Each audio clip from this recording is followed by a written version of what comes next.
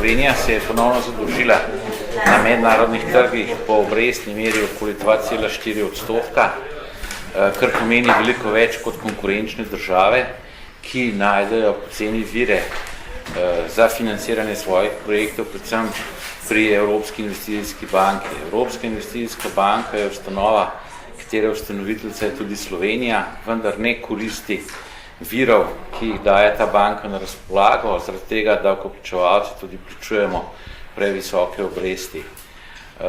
Glede na zadnjo zadolžitev Slovenije v višini milijarde evrov je treba poiskati odgovornost za to, da se Slovenija ni zadolžila pri Evropski investicijski banki in da ne koristi strukturnih skladov, ki so na razpolago.